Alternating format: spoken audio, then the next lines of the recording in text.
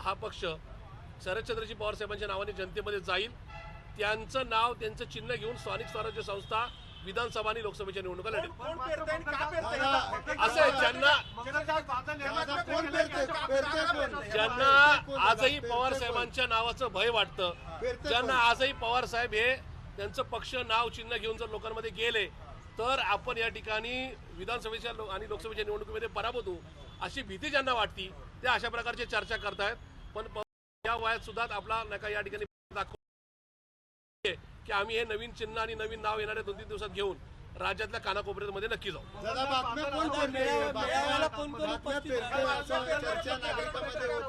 असं आहे मंगलदासी बांदल हे कुठले नका या ठिकाणी राजकीय पंडित आहेत मला माहिती नाही, पण त्यांच्या बातम्या ह्या निश्चित त्यांच्या आतापर्यंतच्या वेगवेगळ्या चर्चानुसारच त्या ठिकाणी कुठेतरी मिश्किलपणाच्यात असं मला निश्चित वाटतं।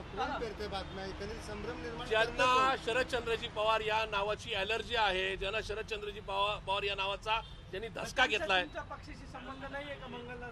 मंगलदास बांदल हे शरदचंद्रजी पवार साहेबांच्या राष्ट्रवादी काँग्रेस पार्टीशी संबंधित नाही। अगोदर मंगलदास बांदल यांच्या अगोदर ही बातमी आली, खरं तर बांदलांनी बातम्या ऐकूनच बाईट दिलेला आहे, पण नेमकं बाईट हे हा जे कोणी दावा करतंय, जे काय हे बातम्या पेरतायत त्या बातम्या साफ चुकीच्या आहेत। आम्ही आमचं नवीन नाव आणि नवीन चिन्ह घेऊन म्हणजे या ठिकाणी आमची राष्ट्रवादी काँग्रेस पार्टी नावानं घड्याळ मिळावं ही आमची कोर्टाला मागणी आहे, पण ते नाही मिळाल्यास नवीन नाव नवीन चिन्हावर आम्ही निवडणुका लढू हा निर्धार पक्का झालेला आहे।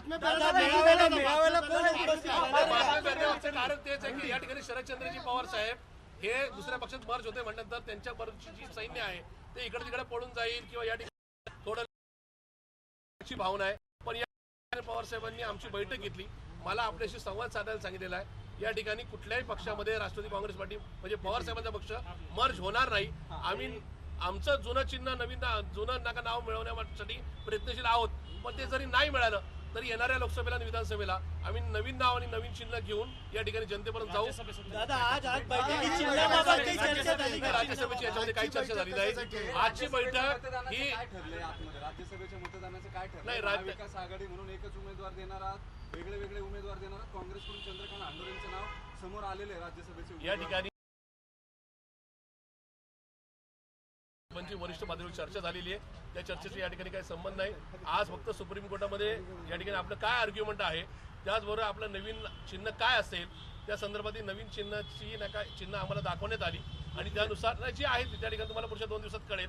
त्यामुळे त्या चिन्हाशी आपण त्या चिन्हातलं एक चिन्ह आपल्याला मिळणार आहे, ते घेऊन आपल्याला जनतेपर्यंत जायचं आहे आणि त्याच्यावर जनता विश्वास ठेवून आपल्याला मतदान करेल अशा प्रकारचा आशावाद पवार साहेबांनी दाखवलेला। महाराष्ट्राच्या युवा पिढीवर आणि समस्त जनतेवर विश्वास आहे। सोशल प्लॅटफॉर्म इतका मजबूत आहे, कुठलंही नाव आणि कुठलंही चिन्ह मिळालं तरी विदिन 59 सेकंद हे अख्ख्या शहराला, राज्याला आणि देशाला निश्चित चिन्ह पोहोचेल आणि त्याच्यावर काही गोष्टी गुलदस्त्यात जे चिन्ह आणि जे नाव मिळेल आमच्या दृष्टीने शरद पवार साहेब हेच आमचं नाव आणि हेच चिन्ह आहे। त्यामुळे चिन्ह काही जरी मिळालं तर जनता ते नाव आणि चिन्ह नक्कीच बिल्कुल नहीं। ये सारी झूठी बातें हैं। शरद पवार साहब की पार्टी ये कल भी पवार साहब के नाम पे थी, आज भी है।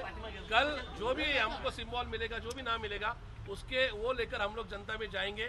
पार्टी मर्ज करने का कोई इरादा कल भी नहीं था, आज भी नहीं और कल भी नहीं रहेगा। आज की मीटिंग के बारे में असेंबली के चुनाव के बारे में थी, उसमें हम लोग अभी 24 तारीख को इंडिया अलायंस की एक सभा पुणे में अरेंज कर रहे, उसकी तैयारी चल रही थी। उसी के साथ हर जिले में, हर तालुका में इस तरीके की इंडिया अलायंस की सभाएं होगी, पब्लिक रैलीज होगी और उसी के साथ नया सिंबल और नया नाम ये हमें ये वीकेंड तक मिलेगा, वो जनता तक पहुंचाने का इरादा इसमें मौजूद किया गया। लेकिन जो खबरें आ रही है उसको कौन चला रहा है?